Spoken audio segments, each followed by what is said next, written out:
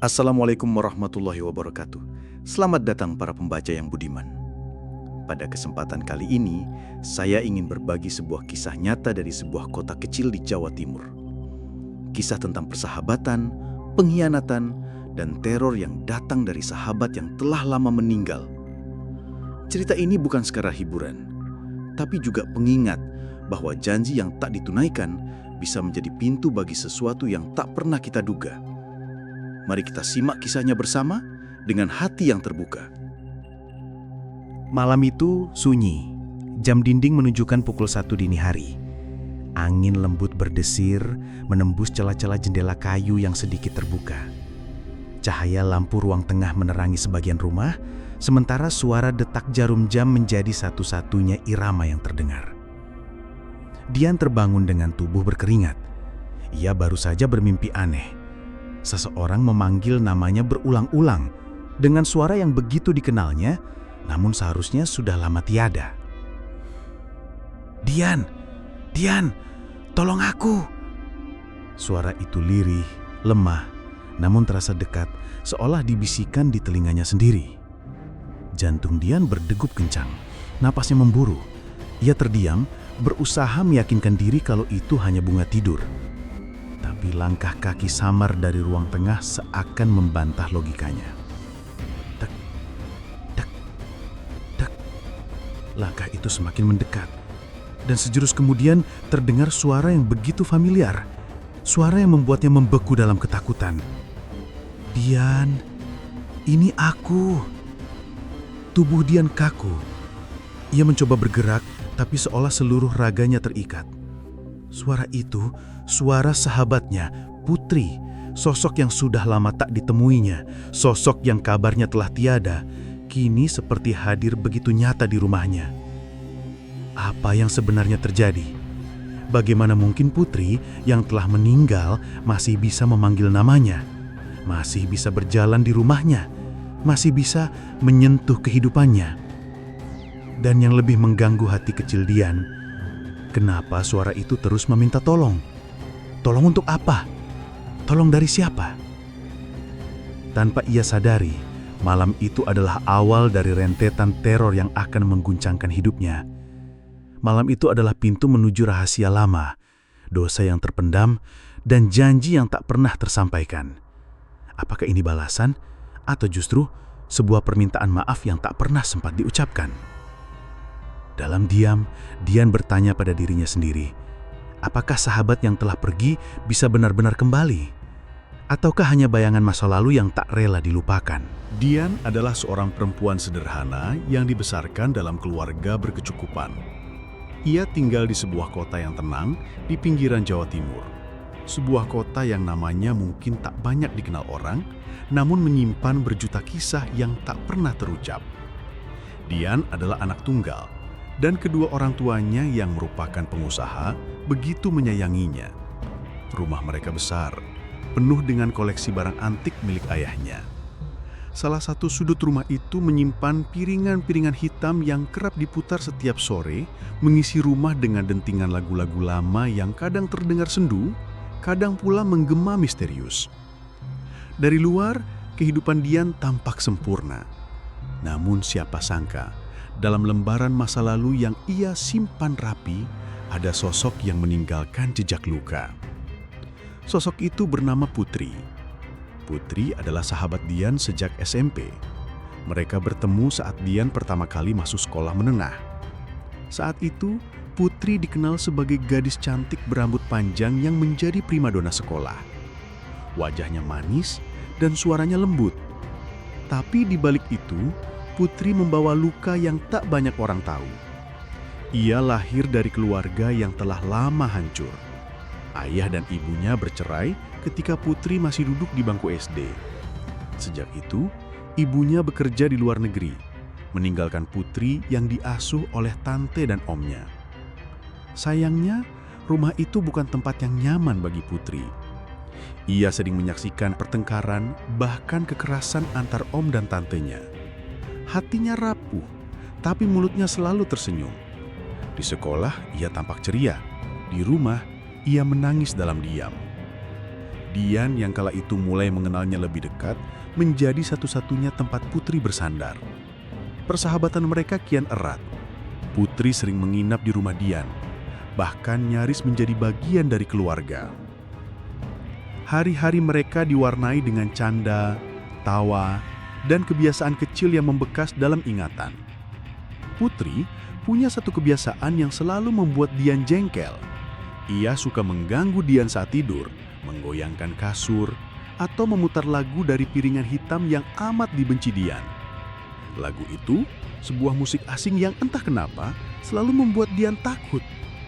Musik itu seperti membawa perasaan tak nyaman, seolah ada sesuatu yang kelam di balik alunannya. Namun Putri justru senang mengusili Dian dengan lagu itu. Ia tahu Dian benci, tapi ia malah sengaja memutarnya, bahkan menyembunyikan piringan hitam itu agar bisa diputar kapan saja. Bagi Putri itu hanya lelucon kecil, tapi bagi Dian ada rasa takut yang tak bisa ia jelaskan. Waktu terus berlalu, mereka tumbuh bersama hingga kuliah, bahkan mengambil jurusan yang sama di kampus yang sama. Namun saat masa kuliah, perlahan Putri mulai berubah. Ia menjadi pribadi yang sering berpindah-pindah pasangan, dikenal di kalangan teman-temannya sebagai perempuan yang mudah dekat dengan pria dan tak jarang terlibat dalam hubungan yang rumit. Sebuah kabar buruk sampai ke telinga Dian. Putri sering menemani pria dewasa di tempat karaoke. Awalnya Dian menolak percaya. Baginya Putri tetaplah sahabat kecilnya yang polos. Namun bukti demi bukti mulai muncul. Termasuk peristiwa pahit ketika Putri ternyata diam-diam dekat dengan pacar Dian sendiri. Hati Dian remuk, tapi pada akhirnya ia memaafkan Putri. Ia memilih untuk menjaga persahabatan mereka, meski goresan luka sudah terlanjur membekas. Setelah lulus kuliah, hidup mereka perlahan berpisah. Putri menghilang tanpa kabar. Dian sibuk membangun rumah tangga, menikah, lalu memiliki seorang anak. Ia tak lagi tahu di mana Putri berada hingga suatu hari sebuah kabar mengejutkan datang. Putri, sahabatnya, ternyata menjadi orang ketiga dalam rumah tangga sepupunya sendiri. Kabar itu menghancurkan sisa-sisa kepercayaan Dian pada Putri. Ia merasa dikhianati, bukan hanya sebagai sahabat, tapi juga sebagai keluarga. Dian marah, kecewa, dan memutuskan tak mau lagi bertemu dengan Putri. Ia menutup pintu rapat-rapat, menghapus semua jejak tentang Putri dari hidupnya. Namun takdir seolah tak membiarkan Dian melupakan Putri begitu saja. Beberapa bulan kemudian, kabar duka datang. Putri, sahabatnya, meninggal dunia dalam kondisi yang mengenaskan. Tubuhnya kurus kering, wajahnya bopeng, dan banyak yang mengatakan ia meninggal dunia karena sakit yang parah. Sejak itu, bayang-bayang Putri mulai menghantui Dian. Bukan hanya dalam ingatan, tapi hadir begitu nyata dalam mimpinya, dalam suara yang terdengar di rumah, dalam dentingan lagu yang tiba-tiba berputar sendiri dari piringan hitam yang selama ini ia benci. Siapa sebenarnya Putri yang sekarang menghantui hidupnya? Apakah ini sebuah penyesalan? Ataukah Putri membawa pesan yang belum sempat ia sampaikan? Malam-malam panjang Dian kini dipenuhi dengan tanda tanya yang belum terjawab. Hari itu, sebuah pesan singkat masuk ke ponsel Dian. Pesan itu datang dari salah satu teman lamanya di grup kuliah. Sebuah pesan sederhana, tapi seperti palu yang menghantam keras ingatan masa lalu. Putri sakit parah. Kondisinya memprihatinkan. Dian membaca pesan itu dengan tangan yang bergetar. Ia memandangi layar ponselnya lama, seolah ragu harus merasa apa. Marah? Sedih? Atau cukup mengabaikannya saja? Baginya, Putri sudah menjadi bagian dari masa lalu yang seharusnya tak perlu disentuh lagi. Ia sudah mengubur dalam-dalam sosok yang dulu pernah menjadi sahabatnya, sekaligus perempuan yang menghancurkan kepercayaan dan harga diri keluarganya. Beberapa foto yang dikirimkan teman-temannya masuk menyusul. Foto yang membuat perut Dian seolah diremas. Putri tampak kurus kering. Wajah cantiknya tinggal bayang-bayang. Kulitnya mengkeriput dan bopeng. Rambut panjangnya yang dulu indah kini tampak kusam dan tak terurus. Mata itu, mata yang dulu penuh semangat, kini kosong, seperti kehilangan jiwa. Apa ini benar Putri? Bisik Dian nyaris tak percaya. Dalam grup, teman-teman mereka ramai membicarakan kondisi Putri. Ada yang bilang ia terkena penyakit langka. Ada yang mengatakan tubuhnya rusak karena overdosis obat temangsing. Spekulasi bertebaran, namun satu hal yang jelas, Putri sekarat dan tak ada keluarga yang menjenguknya. Dian menggigit bibir. Ada perasaan getir yang menguar dari hatinya.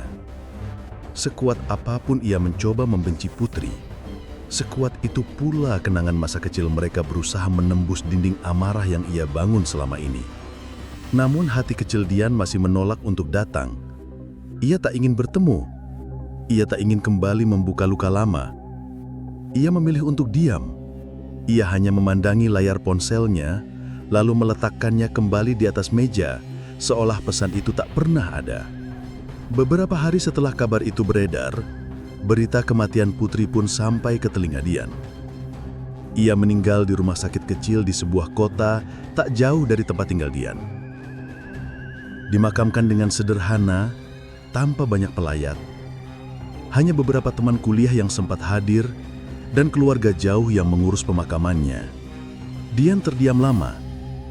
Ia tidak tahu apa yang harus ia rasakan. Tangannya gemetar, matanya berkaca-kaca. Namun bibirnya tetap membisu.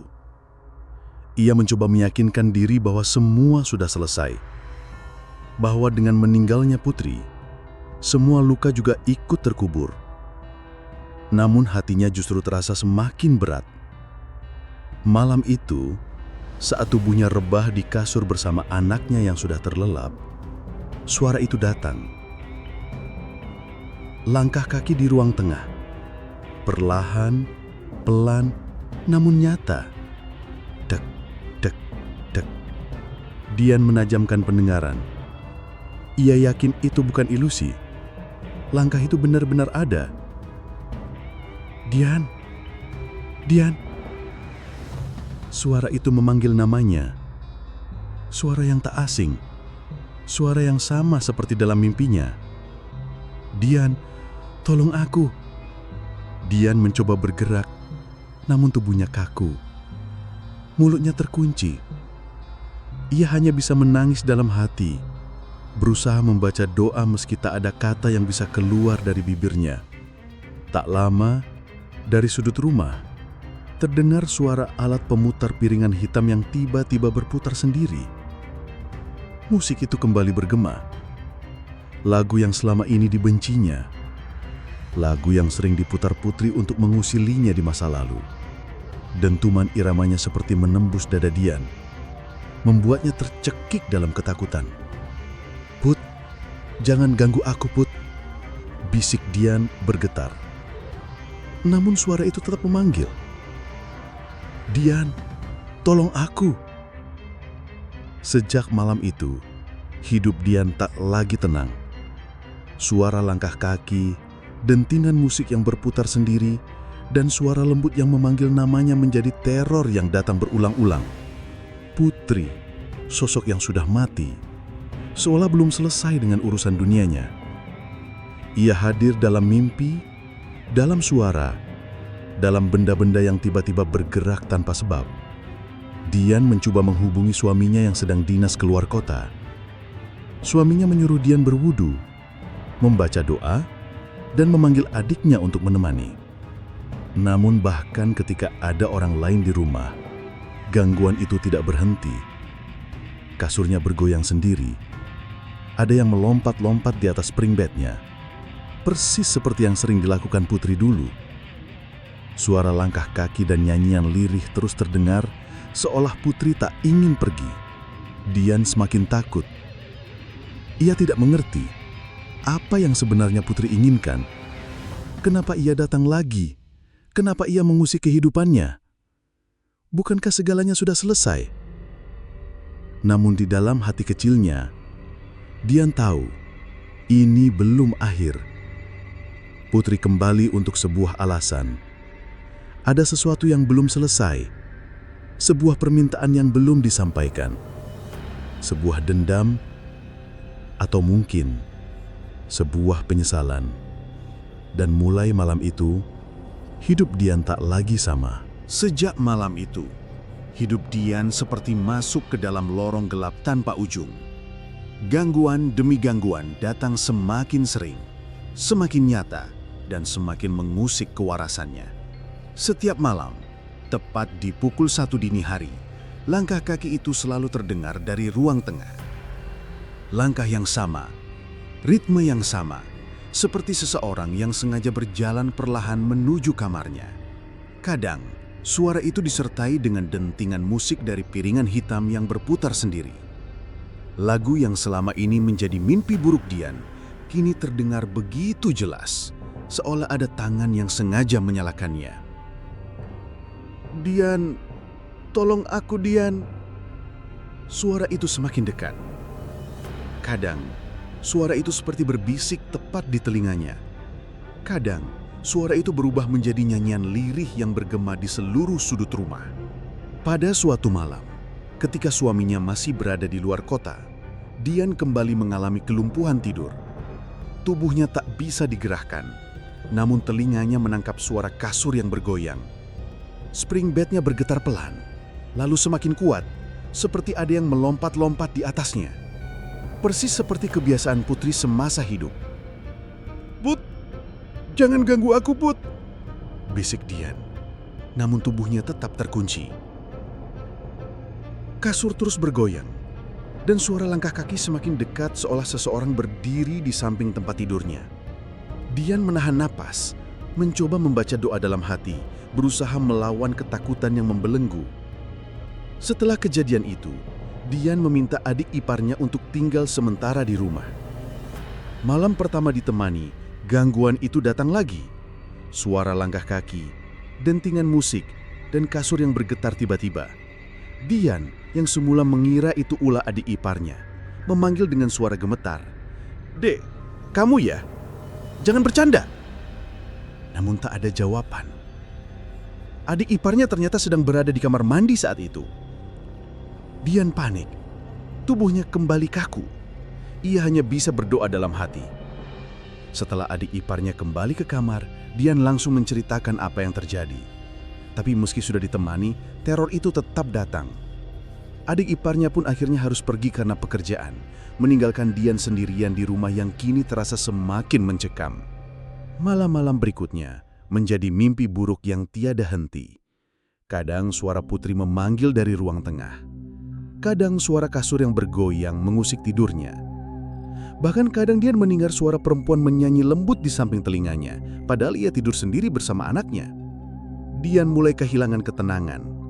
Ia menjadi mudah terkejut, sulit tidur, dan sering menangis dalam diam. Ia merasa Putri semakin dekat, semakin nyata. Dalam mimpi Putri sering muncul, berjalan perlahan dengan tubuh kurus kering, mengenakan daster putih lusuh, sambil melambaikan tangan. "Dian, tolong aku Dian." Dalam salah satu mimpinya, Putri bahkan tampak bersimbah darah yang mengalir dari bagian tubuhnya yang paling dalam.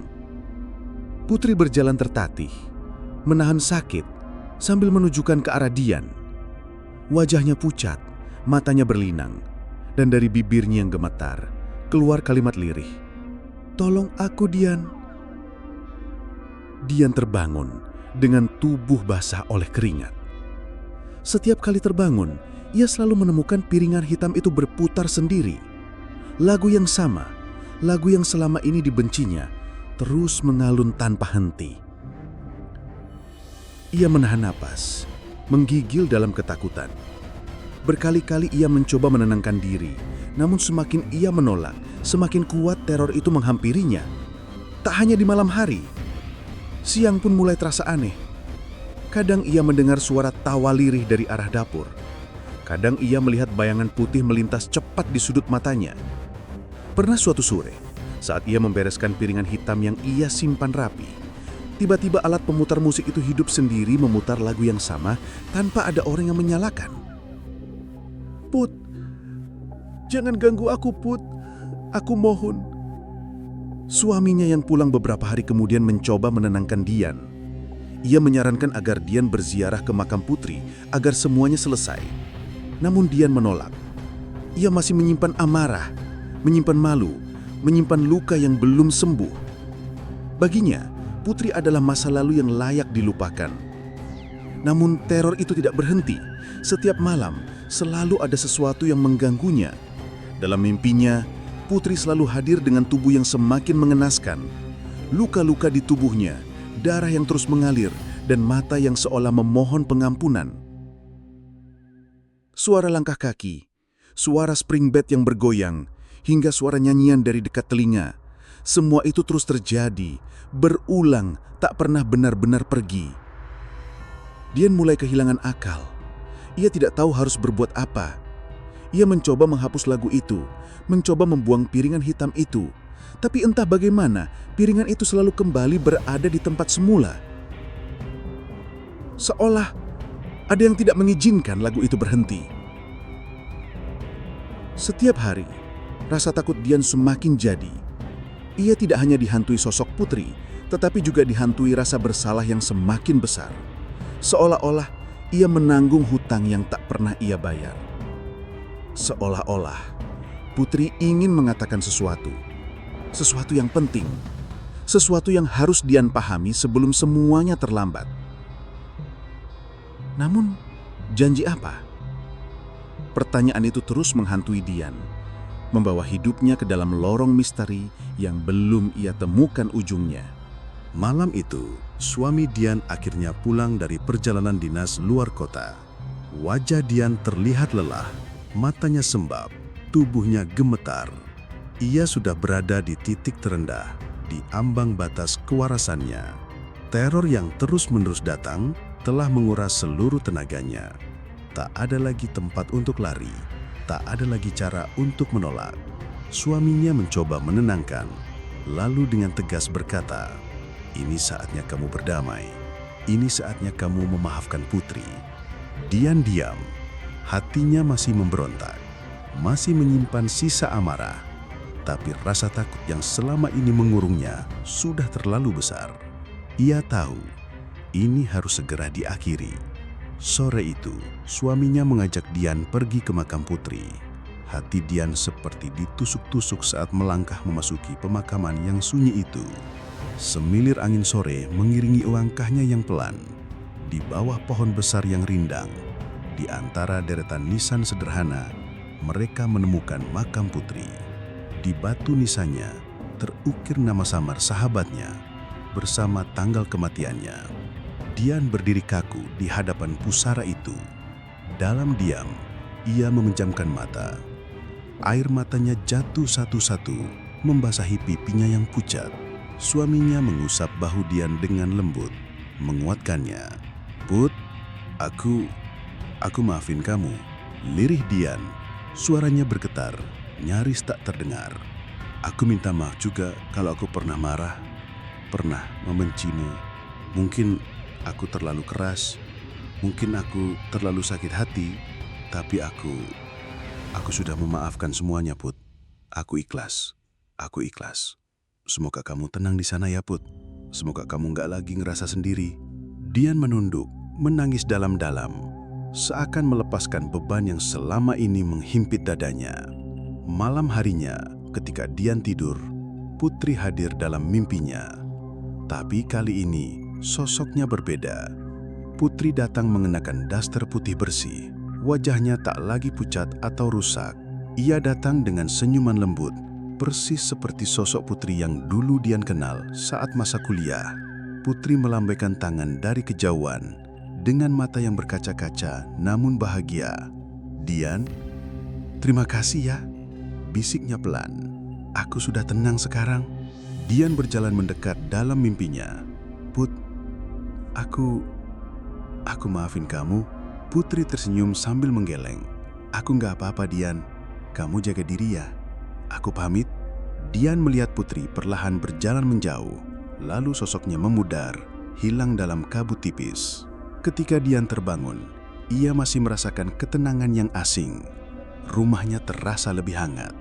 Tak ada lagi suara langkah kaki. Tak ada lagi spring bed yang bergoyang.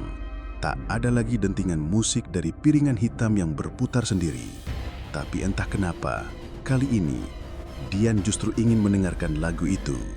Ia mengambil piringan hitam yang selama ini selalu ia hindari, meletakkannya di atas alat pemutar, dan membiarkan lagu itu mengalun pelan di dalam rumahnya. Tidak ada rasa takut, tidak ada rasa benci. Hanya ada kenangan tentang sahabat yang dulu pernah mengisi hidupnya. Sambil memandangi foto-foto lama bersama Putri, Dian tersenyum kecil. "Terima kasih ya Put, kamu sudah jadi bagian dari hidupku." Dan sejak hari itu, tak pernah ada lagi teror, tak pernah ada lagi mimpi buruk. Lagu yang dulu membuatnya ketakutan, kini justru menjadi pengingat bahwa sahabat sejati kadang hanya butuh dimaafkan agar mereka bisa benar-benar pergi dengan tenang. Hari-hari setelah Dian berziarah ke makam Putri terasa begitu berbeda. Rumah yang selama ini dipenuhi dengan rasa takut dan suasana mencekam, kini perlahan berubah menjadi tempat yang kembali nyaman dan damai. Tak ada lagi langkah-langkah kaki yang terdengar di tengah malam. Tak ada lagi dentingan musik yang tiba-tiba bergema dari piringan hitam. Dan tak ada lagi suara lirih memanggil namanya dari sudut-sudut rumah. Dian mulai bisa tidur dengan tenang, tanpa dihantui mimpi-mimpi buruk. Ia tak lagi merasa ketakutan berada di dalam rumah sendirian. Bahkan saat suaminya harus kembali dinas keluar kota, Dian sudah tidak dibayangi rasa cemas yang selama ini membelenggu. Namun, ada satu hal yang perlahan berubah dalam dirinya. Lagu yang selama ini ia benci, lagu yang selalu menjadi sumber teror, kini justru menjadi pengingat yang hangat tentang sahabatnya, Putri. Setiap sore, saat anaknya tertidur dan rumah terasa hening, Dian kerap memutar piringan hitam itu. Ia duduk di sudut ruang keluarga, menatap bingkai foto-foto masa lalu yang ia simpan dalam lemari kaca. Foto dirinya bersama Putri, saat mereka masih remaja, saat mereka tertawa bersama, saat mereka berjalan pulang sekolah berdua sambil bercanda.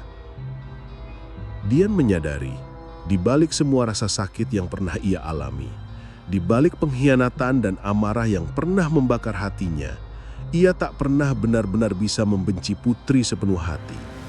Mereka telah melewati begitu banyak hari bersama, menjadi saksi kehidupan satu sama lain, menjadi bagian dari masa kecil yang tak tergantikan.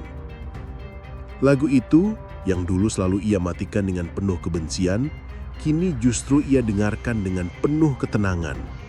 Nada dadanya tidak lagi terdengar menakutkan, tapi justru terasa seperti sapaan lembut dari sahabat yang sudah pergi. Sebuah tanda bahwa mungkin di dunia yang berbeda, Putri akhirnya telah menemukan kedamaiannya. Dian mulai mengisi harinya dengan menulis jurnal. Ia menulis semua kenangan tentang Putri, tentang masa-masa mereka di sekolah, tentang keusilan Putri yang dulu sering membuatnya marah, tentang tawa-tawa yang mungkin tak akan pernah ia dengar lagi. Dengan menulis, Dian merasa ia sedang mengabadikan Putri dalam lembaran yang tak akan pernah hilang. Tak jarang ia mengajak anaknya duduk di sampingnya sambil menceritakan kisah-kisah lucu tentang masa remajanya bersama Putri.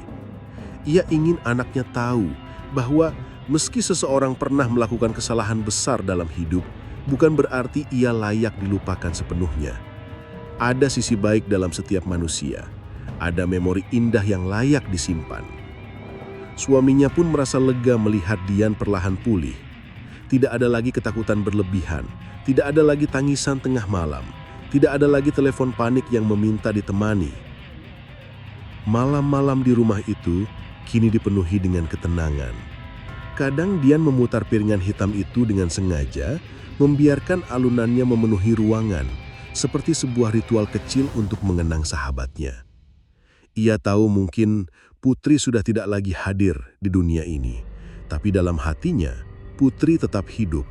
Tidak sebagai sosok yang menakutkan, tidak sebagai bayangan dari rasa bersalah, tapi sebagai bagian dari hidup yang pernah memberi warna, yang pernah memberi cerita, meski diwarnai luka. Dan Dian juga tahu, dengan memaafkan, ia bukan hanya membebaskan Putri, ia juga membebaskan dirinya sendiri. Beberapa tahun telah berlalu sejak kejadian yang mengguncang hidup Dian. Waktu berjalan, anaknya tumbuh besar, rumah itu semakin terasa hangat, dan hari-hari Dian kini diisi dengan kesibukan mengurus keluarga. Namun, ada satu kebiasaan yang tetap bertahan. Setiap minggu, ia masih rutin memutar lagu dari piringan hitam yang dulu selalu ia hindari. Bagi orang lain, lagu itu mungkin hanya sekedar alunan musik tua. Namun, bagi Dian, lagu itu adalah jembatan yang menghubungkannya dengan masa lalu, dengan Putri. Setiap nada yang mengalun membawanya kembali pada kenangan masa sekolah, masa bermain, masa saat persahabatan mereka begitu murni sebelum semua hancur karena kesalahan dan keegoisan manusia. Dian sudah berdamai dengan masa lalu. Ia telah memaafkan Putri dan ia tahu bahwa memaafkan bukan berarti melupakan luka, tapi melepaskan beban yang selama ini mengikat jiwanya. Dian memilih untuk menyimpan Putri sebagai bagian dari kisah hidupnya, bukan sebagai bayangan menakutkan, tapi sebagai kenangan yang utuh dengan segala kebaikan dan keburukannya. Namun, ada satu kejadian yang sampai hari ini tak pernah bisa ia lupakan. Suatu sore, ketika Dian sedang membersihkan lemari tua di gudang, ia menemukan sebuah kotak kecil yang sudah berdebu. Kotak itu berisi tumpukan barang lama, termasuk beberapa foto masa sekolah dan secari kertas lusuh yang terlipat rapi. Saat membukanya, jantung Dian berdegup kencang. Di atas kertas itu tertulis tulisan tangan Putri. "Dian, aku titip lagu ini ya. Kalau nanti aku nggak ada, jangan pernah buang piringan hitam itu. Aku mau kamu tetap dengar lagu ini, karena ini lagu yang selalu bikin aku ingat kamu. Maaf ya kalau aku sering usil. Aku nggak punya siapa-siapa di dunia ini selain kamu. Kamu satu-satunya rumah buat aku." Dian terpaku lama. Air matanya jatuh tanpa bisa dibendung. Ia tak pernah tahu bahwa lagu itu yang selama ini ia benci justru adalah cara Putri mengikat kenangan mereka. Bukan untuk menakuti, bukan untuk meneror, tapi untuk memastikan bahwa Putri tak pernah benar-benar pergi. Tangan Dian gemetar memegang kertas itu. Ia memeluknya erat, seolah memeluk sahabatnya yang sudah lama tiada. Malam harinya, ia memutar lagu itu lagi. Ia duduk sendiri di ruang keluarga, menatap foto masa lalu, membiarkan lagu itu mengalun lembut di seluruh penjuru rumah. Tak ada rasa takut, tak ada lagi beban, hanya ada rasa rindu yang diam-diam menetap di sudut hatinya. Sejak itu, setiap lagu itu berputar, Dian selalu berbisik pelan, "Put, aku dengar lagumu ya. Aku gak akan buang piringan hitam ini. Aku janji." Ia tahu, meski jarak mereka kini terbentang oleh kematian, persahabatan mereka tetap terpatri dalam alunan lagu itu, dalam kenangan masa lalu, dalam setiap senyuman yang pernah mereka bagi. Dan mungkin di suatu tempat yang jauh, Putri juga tersenyum mendengarnya. Karena ada janji yang tak perlu diucap keras, tapi cukup dirawat dalam hati. Demikianlah akhir dari kisah ini. Semoga cerita ini menjadi pelajaran bagi kita semua bahwa memaafkan adalah jalan untuk melepaskan beban dan menenangkan jiwa. Jangan abaikan suara hati yang memanggil kita untuk berdamai dengan masa lalu. Tetap berhati-hati, tetap waspada, karena terkadang yang sudah pergi belum tentu benar-benar menghilang. Wassalamualaikum warahmatullahi wabarakatuh.